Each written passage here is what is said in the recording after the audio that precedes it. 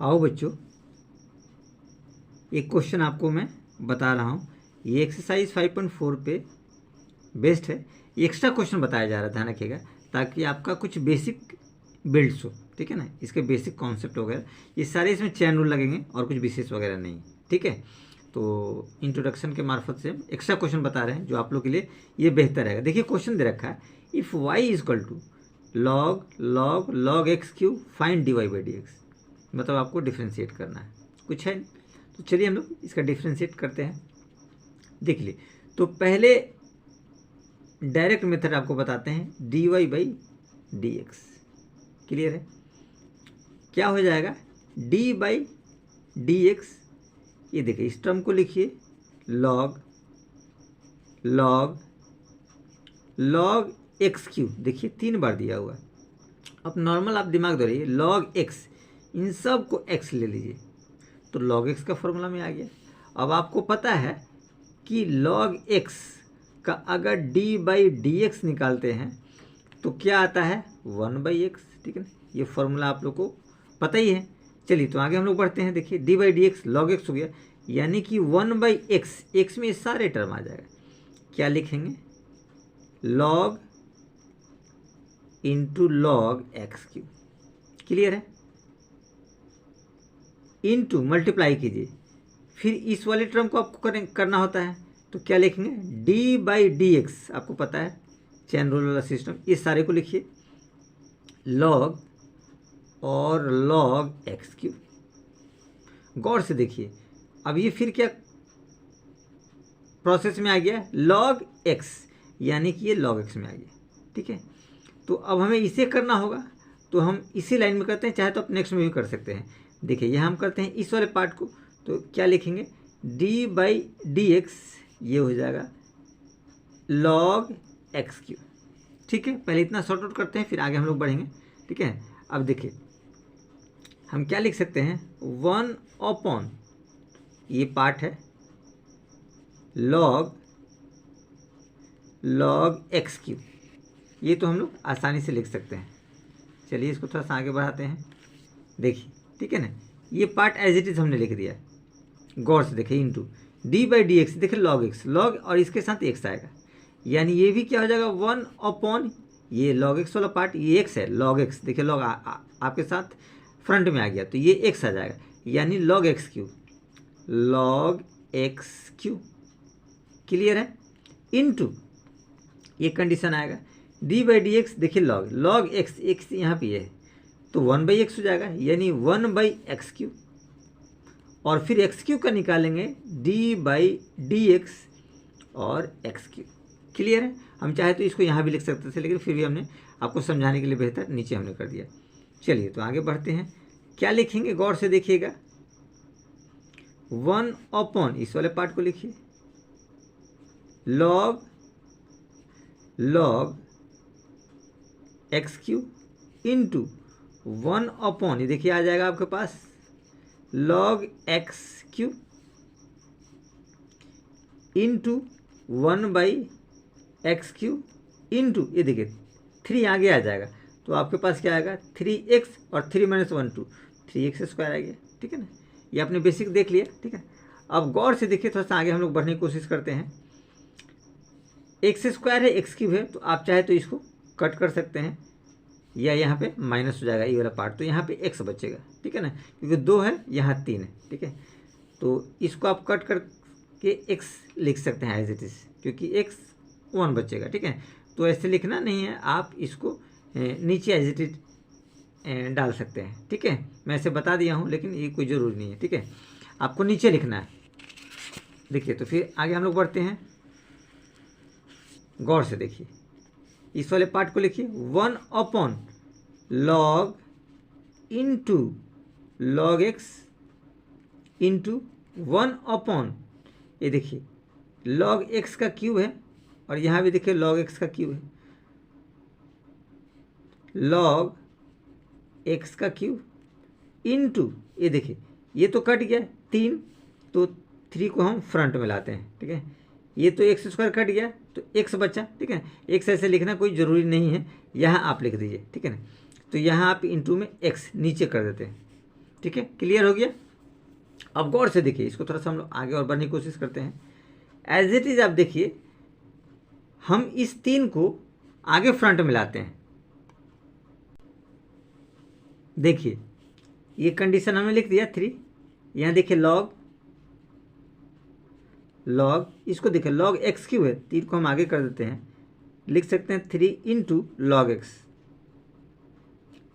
X into ये आ जाएगा आपके पास लॉग एक्स क्यू, और ये एक्स है तो आप फ्रंट में एक्स कर दीजिए एक्स। ये देखिए 3 3 इससे कैंसिल हो जाएगा, तो हम लोग क्या लिख सकते हैं, देखिए ऊपर कुछ नहीं बचा तो 1 लिख सकते हैं, 1 अपॉन यहाँ देखिए एक्स बचा और ये लॉग एक्स। एनसीईआरटी का जो आंसर दे रखा है उसके अकॉर्डिंग मैं लिख रहा हूँ, एक्स लॉग एक्स पहले लिखिए, एक्स लॉग एक्स लिखा। अब लॉग एक्स क्यू, अब लिख सकते हैं लॉग एक्स क्यू। आप चाहे तो इसको दूसरे ब्रैकेट में इंक्लूड कर सकते हैं। देखिए आपको समझने के लिए बेहतर रहेगा। देखिए 3 3 इससे कैंसिल हो गया, क्योंकि ये 3 कहाँ से आया, यहाँ से देखिए 3 आगे चला जाएगा, ठीक है ना। यानी आप ऐसा तो रूल पढ़े थे, लॉग m का पावर n, तो क्या होता है, n आगे चला जाता है, n log m, ये फॉर्मूला आप पढ़े थे, पिछले वीडियो हमने एग्जाम्पल में आपको बताया है, ठीक है ना। ये फॉर्मूला होता है। तो ये 3 इसके फ्रंट में आ गया, देखिए यहाँ पे ये 3, तो 3 3 कैंसिल हो गया। अब x log x log x log x Q log x Q, और यही आपका क्या हो जाएगा, आंसर हो जाएगा, कुछ विशेष वगैरह नहीं था। देखिए इसको थोड़ा डायरेक्ट चेन रूल से हम आपको बता रहे हैं, ठीक है ना। ये वही मेथड्स है, थोड़ा सा हम इसको डायरेक्ट बताने की कोशिश करें कि आपको बेहतर समझ में आए। वही क्वेश्चन है इससे, देखिए y equal to log x q, ठीक है। अब गौर से देखिए, इस तरह का जब फंक्शन होता है तो आपको थोड़ा सा अपना दिमाग दौड़ाना है। इस पूरे टर्म को कुछ लेट कर लीजिए, इस पूरे टर्म को हम यू लेट कर देते हैं। देखिए हमने क्या किया, लेट u इक्वल टू ये पूरा हो जाएगा लॉग एक्स क्यू। जब ये पूरा लॉग u हो जाएगा तो ये लॉग u हो जाएगा, यानी कि y इक्वल टू क्या हो जाएगा, लॉग u। क्लियर है, ठीक है। अब गौर से देखिए इस टर्म को, हमने ये लॉग करके, ये लॉग छोड़ के बाकी को लेट किया, अब इसे छोड़ करके इसे लेट करेंगे, लॉग एक्स क्यू, इसको हम लोग v लेट कर लेते हैं। देखिए v इक्वल टू ये कंडीशन आ जाएगा, लॉग एक्स क्यू भी हमने लेट कर लिया, ठीक है। और लास्ट वाला फंक्शन क्या है, एक्स क्यू, इसको u v और w लेट कर लीजिए, w equal to x q. ये कंडीशन रहा, देखिए आसानी से हम लोग लेट कर लिए, लॉग छोड़ करके इस सारे को लॉग में ले लिया u, फिर इसको हटा दिया, इसको ले लिया v, और फिर इनको भी हटा दिया, एक्स क्यू बचा तो एक्स क्यू को हमने लेट कर लिया, ठीक है। अब देखिए इसका डायरेक्ट हम लोग निकालते हैं, dy बाई डी एक्स। तो dy बाई डी एक्स हम लोग लिख सकते हैं, ये देखिए du है तो पहले हम लोग u के सापेक्ष डिफ्रेंशिएट करेंगे, यानी कि dy by du multiply du को करेंगे किसके सापेक्ष, v, तो du बाई dv करेंगे, और फिर dv को किसके करेंगे, w के सापेक्ष में, तो लिख सकते हैं dv by dw। Chain rule apply होगा, ध्यान रखिएगा। और लास्ट में x है तो इस x को भी करना होगा, यानी कि dw बाय dx। देखिए कितनी आसानी से कर लिया, ठीक है। अब गौर से देखिए, थोड़ा सा यहाँ मैं बताने की कोशिश करता हूँ। ये देखिए dy बाई du है, तो इसको हम लोग लिख सकते हैं as it is d by du, और यहाँ जो y है ये देखिए लॉग u, ये कंडीशन आपके पास है, इनटू du dv, तो डी बाई डी वी, तो डी बाई डी वी में आएगा आपके पास v, देखिए log एक्स क्यू है, इसको v हमने मान रखा है, तो v के पहले log था तो log v आ जाएगा, यहाँ लिखेंगे log v, ये कंडीशन इनटू, ये देखिए हमने v का काम किया। अब डी वी बाई डी डब्ल्यू है तो आप यहाँ लिख सकते हैं d बाई डी डब्ल्यू, और आपके पास आ जाएगा लास्ट वाला जो कंडीशंस है वो लास्ट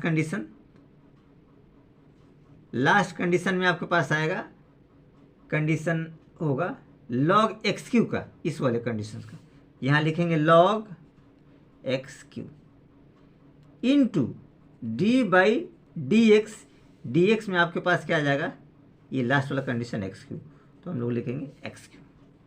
अब यहाँ गौर से देखिए, इस वाले कंडीशन में ये हो जाएगा 1/u, और ये v है तो ये 1/v, और ये हमने क्या है w लिया इसको, तो w आपके पास क्या है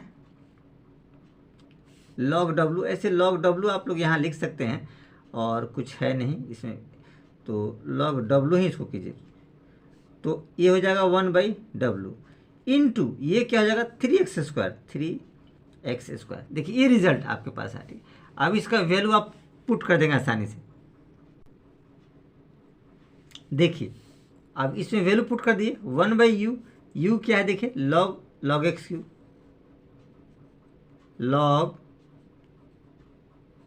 log x q into 1/v, 1/v, v क्या है देखिए लेट हमने किया है log x Q, 1/w, 1/w क्या लेट किया एक्स क्यू इंटू 3x²। अब गौर से देखिए, थोड़ा सा आगे हम लोग बढ़ते हैं, 1/log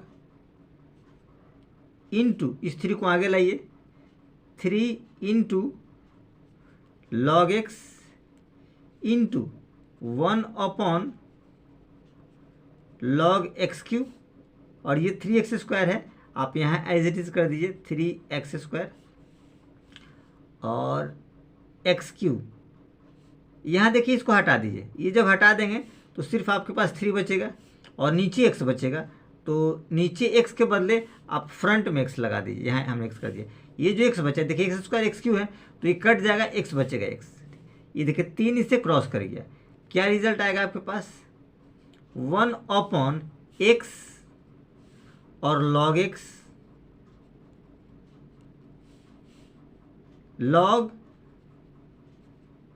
log एक्स क्यू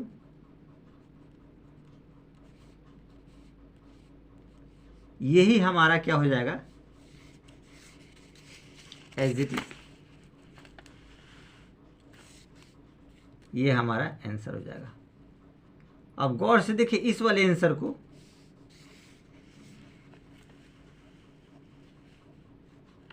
और ये वाला आंसर, दोनों आपके पास सेम है, आप देखिए मैच कीजिए, ये वाला आंसर और ये वाला आंसर, दोनों आंसर सेम है, तो लॉजिक आपको समझ में आना चाहिए, और कुछ विशेष वगैरह इसमें नहीं है कि आप लोगों को कोई दिक्कत वगैरह आएगा।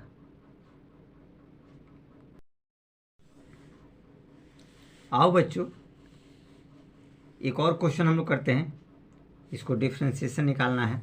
देखिए इफ़ y इक्वल टू दे रखा है log sin ex 5x + 8, find dy by d x. ठीक है, इसको भी आपको डेरिवेटिव्स निकालने हैं। तो देखिए क्या हम लोग लिखेंगे इसको स्टार्टिंग में, dy by d x equal to d by d x, इस पूरे टर्म को लिखिए log sin ex 5x 8। अब गौर से देखिए लॉग के फॉर्मेट में आ गया log और x, क्लियर है। तो फॉर्मूला हम लोग जानते हैं ना, log x D by d x क्या आएगा 1/x, फॉर्मूला तो हम लोग जानते हैं बेसिकली। ये फॉर्मूला अप्लाई कीजिए, log x इसको x मान लीजिए, तो क्या आएगा 1 अपॉन लॉग एक्स, एक्स पूरा पार्ट आ जाएगा, साइन ई एक्स 5x और 8 इंटू, ये तो हो गया लॉग का 1/x, क्योंकि लॉग x था 1/x। अब इसका डिफ्रेंशिएशन करेंगे तो लिखेंगे d/dx, इस पूरे टर्म को लिखिए, साइन ई एक्स 5x और 8। गौर से देखिए, 1 अपॉन इस टर्म को लिखिए, sine e x 5x 8 into d/dx sine x. तो साइन एक्स का क्या होता है, कॉस एक्स होता है। आप लोग जानते हैं d/dx साइन एक्स क्या होता है, कॉस एक्स। ये फॉर्मूला आप लोग जानते हैं। तो क्या हो जाएगा, इंटू कॉस और साइन एक्स है तो कॉस एक्स में यही वाला पार्ट आ जाएगा, e⁻x plus 5x plus 8। Clear है।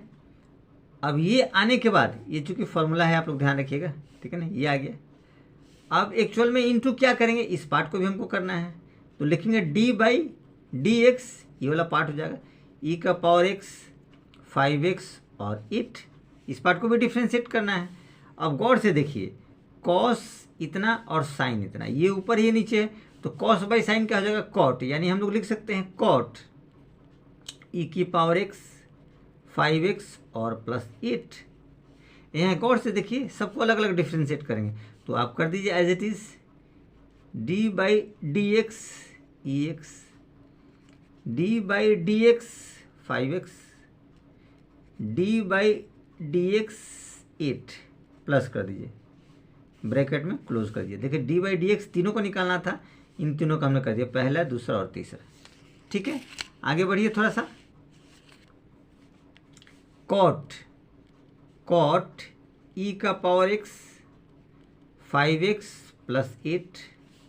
गौर से देखिए, d/dx ex, तो ex का तो एज इट इज ex रहेगा, d/dx 5x, तो 5 तो कांस्टेंट टर्म है, बाहर आ जाएगा, और x का क्या हो जाएगा 1। ये देखिए 8 है तो कांस्टेंट टर्म का क्या होता है, 0 होता है, ब्रैकेट क्लोज कीजिए। यानी ये आपके पास रिस्पॉन्स आया। इसको फ्रंट में हम लोग लिख सकते हैं e⁻x प्लस 5, एक ब्रैकेट में, और इसको कर दीजिए लास्ट में कॉट ब्रैकेट में e⁻x प्लस 5x प्लस 8। ये क्या आपका हुआ, dy/dx, डेरिवेटिव से निकला। ये हमारे पास क्या रहा, आंसर है। तो बेसिक हमारे बताने का मतलब है कि आपका कॉन्सेप्ट आपका क्लियर होना चाहिए, ठीक है ना। बेसिकली इसमें हम लोग चैन रूल इस्तेमाल किए हैं, चैन रूल, यानी इस पूरे एक्सरसाइज में चैन रूल ही आपको क्लियर होने चाहिए, तभी आप ये आसानी से इसको कर सकते हो। आइदर आपको प्रॉब्लम क्रिएट आएगा, तो चैन रूल आपके पास कंफर्म होना चाहिए, तो आसानी से इसको सॉर्ट आउट कर सकते हैं। इसी के साथ हम लोगों ने बेसिक आपको इस जो डेरिवेटिव्स था 5.4 हमने कंप्लीट किया।